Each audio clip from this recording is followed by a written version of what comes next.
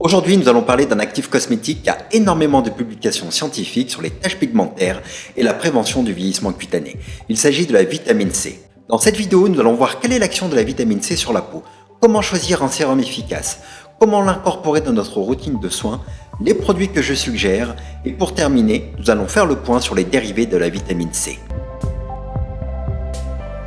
La vitamine C est naturellement présente dans le corps, mais on ne peut la produire ou la stocker.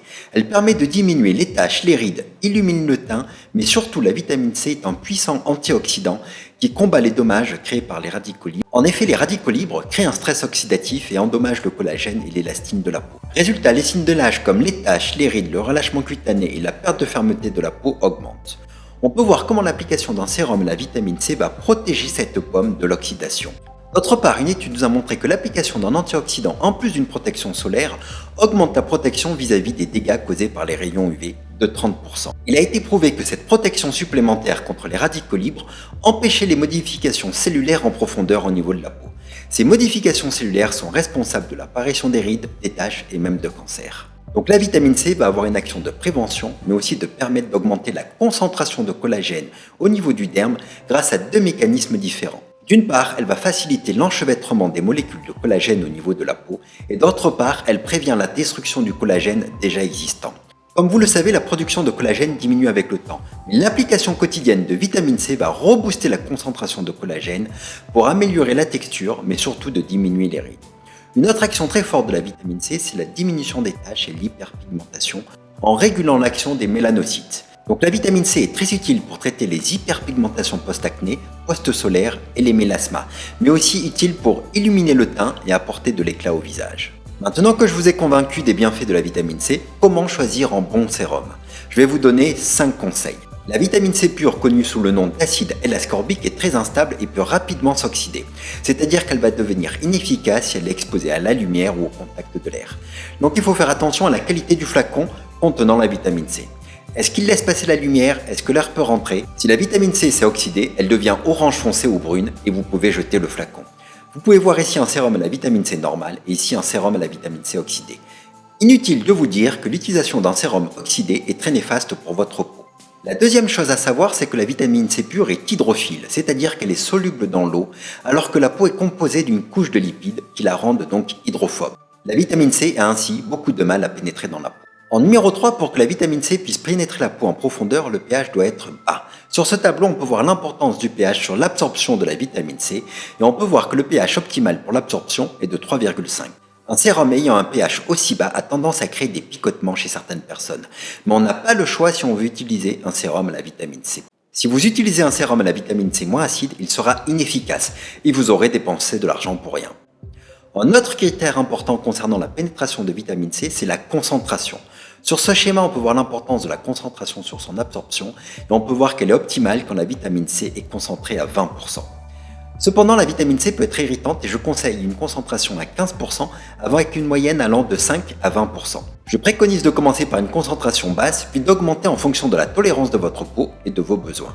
Un autre critère, c'est que les effets de la vitamine C sont décuplés si elle est associée à de la vitamine E ou à l'acide férulique. Il faut donc privilégier les sérums à la vitamine C contenant ces deux actifs. D'autres actifs peuvent cependant être intéressants, notamment chez les personnes ayant la peau réactive, comme les céramides ou l'acide hyaluronique. Maintenant, comment incorporer la vitamine C dans notre routine de soins? La bonne nouvelle, c'est que la vitamine C est beaucoup plus facile à utiliser que le rétinol. Néanmoins, il y a certains principes à respecter. En effet, pour la vitamine C, il n'y a pas de question d'âge ou de type de peau. Tout le monde peut l'utiliser et doit l'utiliser. Si vous débutez la vitamine C, il y a plusieurs possibilités. Soit vous commencez avec une petite concentration de vitamine C pure, soit vous commencez avec un dérivé. Une fois votre peau habituée à la vitamine C, vous pouvez passer à une concentration de 15 voire 20%. La vitamine C peut s'utiliser le matin ou le soir, mais je recommande de l'utiliser le matin avec une protection solaire pour sa capacité à lutter contre les radicaux libres et les agressions des rayons UV. Il y a certaines subtilités à connaître. Quand on commence à utiliser la vitamine C, je conseille d'utiliser un nettoyant doux avant son application. Mais si on veut aller plus loin et augmenter la pénétration de la vitamine C, une fois qu'on la supporte parfaitement, on peut utiliser un nettoyant au pH acide qui va augmenter l'efficacité et la pénétration de la vitamine C, comme l'acide salicylique ou l'acide glycolique. L'inconvénient de cette technique, c'est que cela peut aggraver les irritations causées par la vitamine C et il faudra arrêter. L'erreur à ne pas faire, c'est d'utiliser un savon qui va augmenter le pH de votre peau. Cela va annuler l'action de la vitamine C et diminuer sa pénétration. L'étape numéro 2, c'est l'application de la vitamine C. Ensuite, on applique un hydratant comme une essence ou un gel à l'acide hyaluronique. Et enfin, on n'oublie surtout pas la protection solaire, été comme hiver. On peut voir les effets de la vitamine C au bout d'1 mois pour l'éclat du teint et les taches. 3 mois pour l'augmentation du collagène, et surtout il y aura un effet préventif tout au long de la vie. Maintenant, les suggestions de produits cosmétiques. Le Polachos Vitamine C Booster avec la vitamine E et l'acide férulique et des peptides est une bonne option. En produit très bien pour les personnes ayant la peau sensible, c'est le Clairs avec 5% de vitamine C pure, qui contient de la Centella asiatica, qui lutte contre les rougeurs. Une vitamine C qui peut être utile, c'est le Ceraskin Renewing, la vitamine C à 10%, qui contient des céramides, de l'acide hyaluronique et de la vitamine B5. Ces éléments aident à améliorer la tolérance de la vitamine C. Le seul bémol, c'est que ce sérum ne contient pas d'acide férulique. Pour les personnes ayant une peau mature et qui tolèrent très bien la vitamine C, on peut leur suggérer la vitamine C de chez Timeless à 20%, avec un pH à 2,4 pour augmenter la pénétration de la vitamine C. L'inconvénient, c'est qu'il peut être très instable, donc vous n'allez pas le garder longtemps. Dans quel cas il faut être prudent avec la vitamine C pure? Il faut être très prudent dans 4 cas.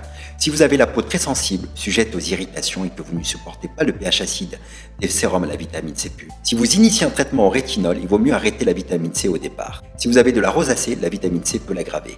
Si vous avez une poussée sévère d'acné, votre barrière cutanée est abîmée et la vitamine C peut aggraver et irriter votre peau. Parmi les exemples que je vous ai cités, il n'y a pas de contre-indication formelle à l'utilisation de la vitamine C pure, mais il faut y aller doucement et commencer par une petite concentration ou utiliser un dérivé de la vitamine C. Puisque le sujet est abordé, parlons-en. Est-ce que les dérivés de la vitamine C sont efficaces et dans quel cas les utiliser? La forme pure de la vitamine C, de l'acide L-ascorbique, est celle qui pénètre le mieux dans la peau et celle qui est le plus efficace. Mais elle est très instable et nécessite un pH très bas. C'est pour cela que les dérivés de la vitamine C existent. Alors que valent-ils? C'est de la poudre de perlimpinpin. Et non, il ne faut pas exagérer. Il existe de nombreux dérivés de la vitamine C qui n'ont pas la même efficacité que la vitamine C pure, mais qui peuvent être très utiles. Leurs atouts est qu'ils sont très stables, qu'ils peuvent se mélanger avec d'autres actifs, ne créent pas d'inflammation et peuvent facilement être utilisés chez les personnes qui ne supportent pas la vitamine C pure. Un autre avantage et pas des moindres, c'est que les dérivés peuvent être hydrosolubles ou liposolubles. Au contact de la peau, le dérivé de la vitamine C va se transformer en vitamine C pure. Ça, c'est la théorie, mais on n'en est pas sûr. Enfin, pas pour tous les dérivés. Je ne vais pas tous vous les présenter car sinon cette vidéo va ressembler à un cours magistral. Un des meilleurs dérivés est l'ascorbyl tétrésopalmitate. Il est reconnu pour diminuer l'hyperpigmentation et améliorer l'illumination du teint. Il est aussi liposoluble et beaucoup plus stable que la vitamine C pure. Ses propriétés font qu'il est excellent pour les personnes ayant la peau sèche et ayant des soucis d'hyperpigmentation comme le mélasma. Ce dérivé, on le retrouve dans de nombreux produits cosmétiques comme le SVR Hydracide C20 ou la crème hydratante riche à la vitamine C, CO, Senlerilé. Un autre dérivé est le magnésium ascorbyl phosphate qui est hydrosoluble. Ses avantages, c'est qu'il est hydratant et bien sûr qu'il illumine le teint. Un exemple de produit ayant ce dérivé est The Ordinary Magnesium Ascorbyl Phosphate à 10%. Il contient des oméga 6, des rétinoïdes, de la vitamine E et de l'acide lénoïque. Ce qui rend ce produit très efficace chez les personnes ayant des problèmes de pores bouchés. Le troisième dérivé est l'ascorbyl glucoside, qui est un produit très stable qui se combine très bien avec la niacinamide. Un autre exemple de cosmétique de chez The Ordinary est l'ascorbyl glucoside à 12%. Si vous avez des questions concernant la vitamine C et ses dérivés, n'hésitez pas à me laisser en commentaire.